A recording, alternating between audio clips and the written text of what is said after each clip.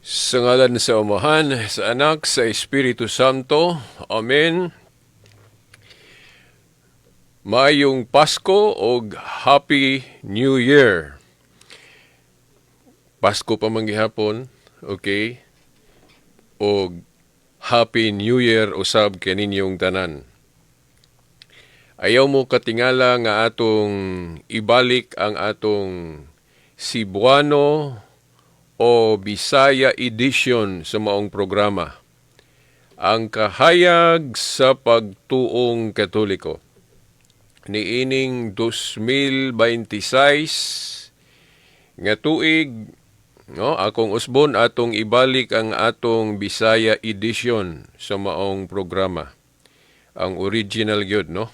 Kay kining programaha nagsugod magyud ni sa ato yung ba gyud o atong dila gyud nga Bisaya.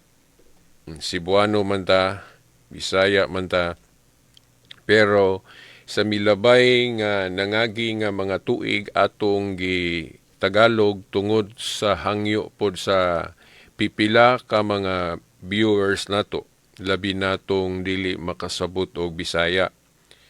Maunang nakahuna-huna ko sa miagi nga magtagalog na puta.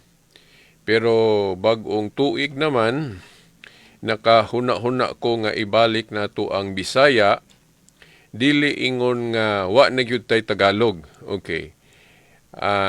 Gapalain lang sabta tungod kay ako pong nasinati nga sa murag tulo ba ka tuig or duha natong pagtagalog, akong namatikdan nga hinay paghapon ko magtagalog. Mao na nga nakahukom ko nga atong ibalik sa Bisaya. Pero naagyapon ko yung Tagalog version pero sa kuha na lang sa print or sa kanang type version ba diha sa social media, or maybe sa sunod na po sigurong tuig o depende na lang no sa atong mahuna-hunaan o atong debate kanus-an na punta mag Tagalog version ni ining maong programa. Pero sa karon balik sa ata sa Cebuano edition o Bisaya edition sa atong tulumanon. Oh? Ang kahayag sa pagtuong Katoliko. Okay, kahayag sa pagtuong Katoliko. Kahayag tungod kay kining mga tubag katin-awa nato sa pagtuong Katoliko. Mao gyud na, no? Kung gingit-ngitan ta sa pagtuong Katoliko, mao bitaw daghan nato ang nibiya. So kinahanglan og kahayag og mao na bali ang mga katin-awan og tubag. Okay. So atong usbon niining 2026 ba to kung nasipyat mo tayo ko ganina, no? Okay. 2026 day 2026. Okay. Edition sa atong tulumanon balik ta sa Cebuano o Bisaya edition. Aron dili po ta maglisod okay, sa buot natong ipaabot kay nganong hinay paghihapon ta mo Tagalog tungod kay once a week ra man gud pod atong programa, no? Every Sunday ra. So mao na nga dayon Lunes bisan gani sa di man gyud po na tibuok adlaw ta magtagalog, mao nang dili pagyud ta mo diretso og hanas o once a week ra gud, no? Then sa ubang mga adlaw syempre ang lingwahe nga atong gamiton sa balay magbisaya ra man gyud ta kay naaman ta sa lugar nga Bisaya. Unya nahinumdum po ko sa Second Plenary Council of the Philippines nga giingon dito, teach the language of the people. Okay. Atong magtudlo ta sa lingwahe sa unsa ang lingwahe o mga pulong gigamit anang lugara. So naaman ta sa lugar sa mga Bisaya o Cebuano, mao nang ang ato gyung pinaka-priority nga mga pulong nga gamiton ang Bisaya gyud. Pero agi lagi atong hangyo nga magtagalog ta bisag maglisod ta mao tong atong gihimo. Okay. Pero karon 2026 naman, So atong ibalik ang original gyud nga version sa atong programa, Kahayag sa Pagtuong Katoliko. Pero dili bot ipasabot nga wala ko'y Tagalog version, labi na diha sa kanang mag-post ko sa social media sa Facebook. Napog ko'y mga Tagalog diha. Or maybe bisan sa voice gihapon, maghimo gihapon kog Tagalog, pero sa lain na lang kahigayunan. Okay. Pero kining edition na to karon atong ibalik ang Kahayag sa Pagtuong Katoliko. Karon niining unang version na to sa pagbalik sa Bisaya version sa atong programa, ako sang basahon ning mensahe nako karong adlaw niini Enero 4, 2026 kay nisimba mi kaganina uban sa akong Mrs. Alas 5, si Monsignor Husul ang ni-preside sa misa. Dayon paghuman, pag-uli namo, doon ako'y gipost nga picture no sa timeline sa atong social media sa Facebook. Doon ako'y gipost nga picture kanang in front yun at tubangan yun sa atong katedral. Dayon doon ako'y mensahe.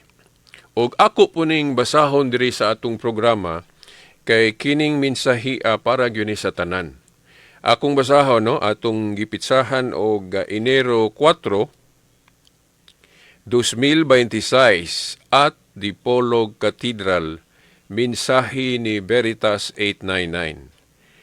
Ang simbahan nga gisugdan sa atong Ginoo mahimong lisod sabton kanatong mga tao. Apan kay Dios man ang gatukod, maong makabunga gayud og mga balaang tao kung sundon ang mga pagtulun-an niini. Apan kay mga taong masalaypon ang mga sakop og mga nagdumala sa maong simbahan, maong mahimong makabunga usab og mga dili maayo kung dili tumanon ang mga pagtulunan sa maong simbahan. Sa kalisod, kasakit ug kasayon, atong panalipdan ang mga pagtulunan ni ining simbahana kay Dios man ang founder o gatukod. Apan ang mga simbahan nga gisugdan lang og mga tao, bisan og unsa ka anindo tan-awon, dili unta nato panalipdan og hiusahan, kay panglimbong sa demonyo ang katamis sa disunity o pagkabahin-bahin sa katawhan sa Dios. So, mauni ang akong mensahe ni ining adlaw, adlaw sa Ginoo, pinitsahan Enero 4, 2026. Og ato ning i-expound sa atong unang edisyon karon sa pagbalik sa atong Bisaya o Cebuano version, ang Kahayag sa Pagtuong Katoliko. Okay, atong usbon og basa uban na sa atong mga pagpalawom, no? Pamalandong ani nga mensahe. Ang simbahan no nga gisugdan sa atong Ginoo atong timan-an, mahimong lisod yun ni nato sabton. Nganong lisod sabton ang maong simbahan? Tungod kay Dios ang gatukod. Basta Dios gani ang magtukod, unya kita nga muhanduraw o ngutan-aw ni ining simbahan na mga tao raman ta. Unya dili man ta parehas sa Dios. Mao na nga kung ato gyung hunaon, dili gyud nato matugkad sa kinatibuk-an kining simbahan nga gitukod sa Dios. Mao nang maglisod ta. Mao bitaw nga wa ta magkahiusan, nagkabahin-bahin ta agis kalisod sabton aning simbahan na. Nganong lisod tungod kay Dios ang gatukod, pero ngano man lagi nga namay daghang mga badlungon. O sa 12 lang ka apostol, o naamay nahimong Judas. Nga ang Dios gamhanan man ka, makagagahaw man ka sa nga tanan, mahimo man kaniya ang tanan, pero nganong naman lagi nahimong Judas sa 12 ka mga apostol nga iyang gipili. Di ba? Unya, nganong maglisod ta og sabot tungod kay ang Dios sa iyang natura, sa iyang pagkasya, dili gyud nato ni siya matugkad sa kinatibuk-an tungod kay infinite man siya. Unsa man ang infinite, dili masukod. Dili nato unsa may laing Bisaya anang dili masukod. Basta dili nato matugkad sa kinatibuk-an. Mao na infinite nganong infinite tungod kay Dios lagi. Di ta katugkad niya kay makagagaho man siya sa ngatanan unya kita dili binuhat ra man ta, no? Ang Dios walay sinugdanan ni katapusan. Mao na ang Dios walay sinugdanan ni katapusan. Asa man ang mabasa? Sa Salmo kapitulo 90 bersikulo 1 hangtod sa 4 o 3. Okay. Ang tao, kita, mga binuhat raman ta. So, mga binuhat, but ipasabot, dunay sinugdanan. Dunay limitasyon. So, mao ni timan-an nato, nganong dili nato matugkad ang Dios sa kinatibuk-an tungod kay ang Dios wa may limitasyon. Samtang kita nga mga binuhat lang na atay limitasyon. Imagine no sa filosofiya, no sa pangatarungan o sa paghuna-huna gayod, no? Ang dili matugkad nga Dios tugkaron lang og tawo nga adunay limitasyon? Imposible na. Ang Dios nga walay limitasyon, ang makatugkad niya ang pagkamaura pod nga walay limitasyon. Di ba? So bot ipasabot, Dios ra pod ang makatugkad sa Dios. Kay Dios man ang way limitasyon.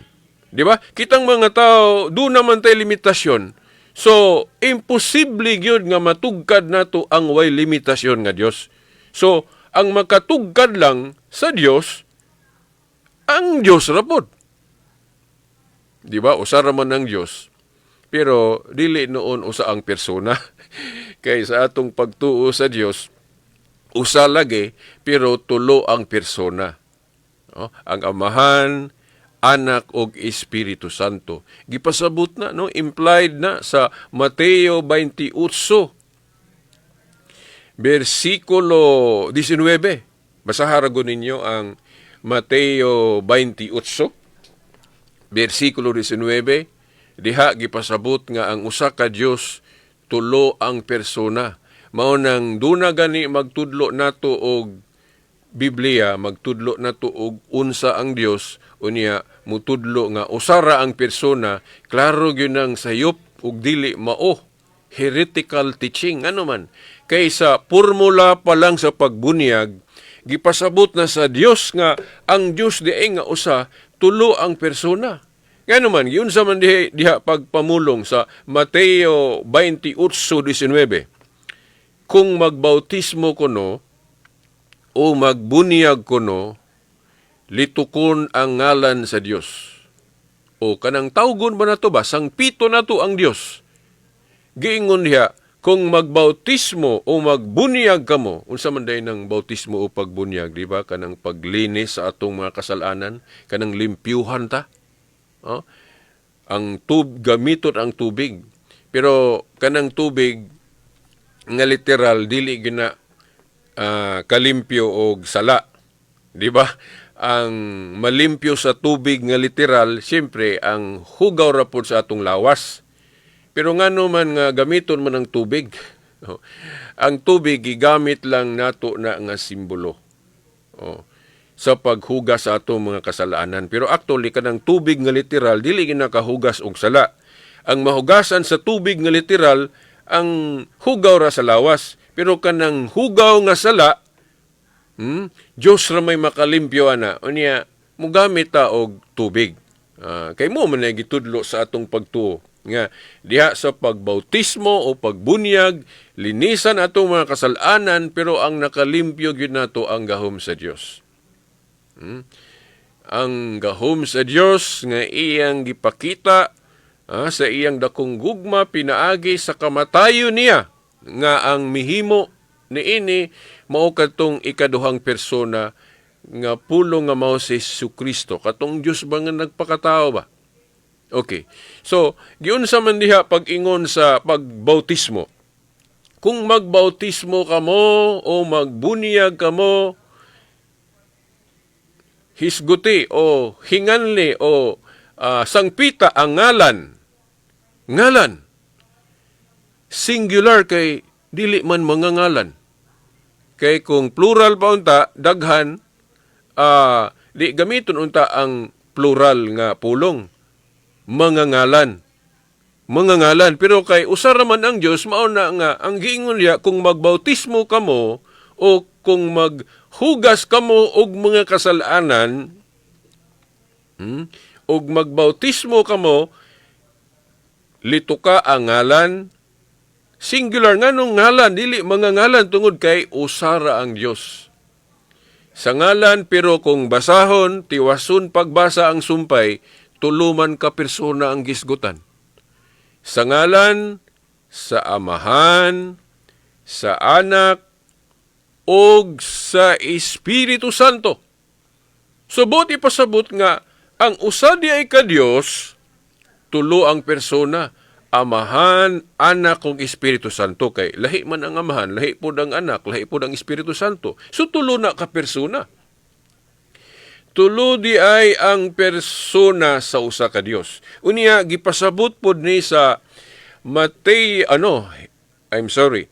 Genesis o Heneses Kapitulo 1 versikulo 26. Sa diyang gibuhat sa Dios ang tao, gigamit pod ang plural form nga pulong. Gigamit niya paglitok ang nato sa iyang pag-ingon, buhaton nato ang tao sama sa atong dagway. Sama sa atong dagway. So atong means plural, di ba? So creator man ang Dios, subot pasabot kini diayng creator nga Dios nga usa, dili diay usa lang ang persona kay plural form man iyang gigamit diri nga pulong. Buhaton nato ang tao sama sa atong dagway. So dili day usa lang ang persona sa Dios. So sa ato pa kung doon na gali magtudlo og Biblia, unya magtudlo og usa lang ang persona sa Dios kanang mga Unitarian og mga Oneness. Dili gyud na mao ang orthodox teaching o sakto nga pagtulunan. Kay ang Biblia gapasabot nga ang usa ka Dios dili usa lang ang persona. Sama sa atong mga igsoong Muslim, kung wala ko masayop, Unitarian na sila. Parehas sa mga igsoon natong Iglesia ni Cristo ni Felix Manalo, Unitarian na sila, dili Trinitarian. Kay ang ilang usa ka Dios usa ra pud ang persona. Now, kung mangita tag litra por litra sulod sa Biblia, dili ta kabasag usara ang persona sa Dios. No? Dili pud noon nato mabasa litra por litra nga tulo ang persona sa usa ka Dios. Pero naay masabot, implied. Unya kining magtuon tag Biblia, dili man litra por litra lang ang tanan tuhuan na may bisan dili litra por litra, gipasabot lang. Gani si Pablo, nag-ingon siya nga kung magtudlo sila mga apostol, dili pinaagi lang og litra o sulat, ipaagi usab og binaba na lang. Bot ipasabot, kung ang mga apostol magtudlo, pinaagi sa sulat, o kung dili sulat, ibinaba na lang. Gani gitawag nig tradisyon gani. Doon na pa'y kanang gitawag og unwritten tradition of the church. So mao na. Subot ipasabot kung gipasabot na tuhuan gihapon nato kanang gitawag og implicit statement. Dili explicit kay duha man ang kaklase god. Implicit og explicit. Ang implicit gipasabot, ang explicit litra por litra gyud. So, sayop ng magtudlo og Biblia o niya pangitaon tanan ang litra sa Biblia kay dili na biblical gani. Kanagaling moingon sila nga ang Katoliko sayop kay dili man sula eskriptura ang Katoliko. Ang Katoliko sula verbum Dei man. But ipasabot, only the Word of God, whether written or unwritten. Pulong sa Dios nga nasulat o wala masulat. Mao ni pagtulon ang Katoliko. Sa Protestantismo, ang Word of God kana ramang written. But ipasabot kana rang naa sa Biblia. Muna, sula scriptura. Ang Word of God kuno kana arang nasulat pagkasayo pa ana. Kay si Pablo gaingon, nag-ingon siya nga sulat o gibinaba na lang. Sa to pa sulat o wala masulat. So mao na nga ang Katoliko supak yun anang nasulat lang. Mao bitaw nga kung doon na gani mga pastor o ministro o mga dili Katoliko nga hilig kayog pangutana nga asa man na mabasa sa Biblia, asa mabasa sa Biblia. Kana klaro gyud ng Paul's teacher. Nga naman, dili man ingon ana og tinudluan ng mga apostol sa ilang panahon. Kita bago kag apostol nga mo ingon nga kung i-examine ka kung tinuod ba ka, asa man na mabasa, ingon ana bago ng mga apostol magtudlo. Gani panahon sa mga apostol, wala pa sila New Testament compilation. Wala pa sila kana bang humandaan nga basihan nga nasulat. Nga naman kay wa pagud sila kasulat. Labi na katong pagsugod sa simbahan. Ang ilang referensyang gamiton kung mukutlo sila reference Old Testament pa lang kay Old Testament pa man ang nahuman og sulat sa ilang panahon. Ayuharag og tuon ninyo ang history sa simbahan. Sa pagsugod yun sa iglesia o simbahan nga gisugda ni Kristo, nga gidumalahan pod kauban niya mga apostol. Mga apostol ang unang gipadumala niya niini labi na katong pagsakanan niya sa langit. Kung ang mga apostol magtudlo, sa dihang bag-o pagyud na sugda ni Kristo ang simbahan, sa dihang wa pa sila'y nasulat bisan usa ka basahon sa bag-ong tugon, ang ilang gamiton nga referensya katupang Old Testament. So, magwali sila, pinagi og sulat, but pasabot kung mukutlo sila sa Old Testament, og wala pa masulat, sa ito pa, birba lang. Unya, sa mga Christian teaching po sa New Testament, dili po tanan nasulat. Gipasabot na ni Juan sa Juan 21:25. O si Pablo po sa 2 Thessalonians 2:15. Nga kung magtudlo sila, ipaagi og sulat o gibinaba na lang. So dili tanan nasulat. Diba? So mao na kung doon na gani mga dili Katoliko, o mga pastor o ministro nga muingon, asa man na mabasa sa Biblia? Kung dili mabasa sa Biblia, dili tuhuan. Na bago ingon ana nga pagtulunan ng mga apostol? Dili kay dili tanang kamatuoran na sulat sa Biblia. Dili tanan. Kana lang kanus aman natawo ang atong Ginoo. Katong gisaulog na to December 25. Na bagoy pizza diha sulod sa Biblia? Kana imong birthday, di man na mabasa sa Biblia, di na tinuod. Pananglit, ikaw natawo kag karon January 4. Nya kay wa naman na masuwat sa Biblia. Pwede ba nato ingnon nga dili tinuod nga January 4 imong birthday kay dili na mabasa sa Biblia? Kana lang simple logic ra man na, simple reasoning ra man na nga dili gyud tanan basahon sa Biblia kay kung pangitaan ninyo tanan ang Katoliko og litra por litra. Unya, kung kami po'y mangutana ninyo kung asa mabasa sa Biblia, kanang inyong mga grupo nga angay namong tuhuan na, pananglit ang inyong simbahan nagsugod og 1957 or 1914. Asa man na mabasa sa Biblia nga tuhuan nato na? Ngawa naman na sa Biblia. Kanang gisugda ni Eliseo Soriano ni adtong 1980, asa mabasa sa Biblia nga ang simbahan nga nagsugod 1980 ato ng tuhuan. Katupong CCF nga gisugda ni Peter Tanchi 1984 sa Pilipinas, asa mabasa nga ato ng tuhuan ng simbahana sa Biblia. Wa pa man po na panahon sa mga apostol ng grupuha. So, kung mangita gyud tag litra por litra tanan sa Biblia, awa man siguro'y grupo nga nakatuman kay puros man dunay gituhuan nga wala sa Biblia, litra por litra. So, mauna. Nakaron, mga igsuon, wa naman tayo igong panahon. Niining atong bag-ong pagbalik sa Cebuano edition, ang kahayag sa pagtuong Katoliko, 2026 edition. Okay, ako ning ipadayon sa sunod Domingo pohon, og expound ning atong gi-post, nga atong gibasa pagsugod yun sa atong tulumanon. Okay, hangtod sa sunod Domingo pohon, kini si Veritas. Sa ngalan sa Amahan, sa Anak, sa Espiritu Santo. Amen.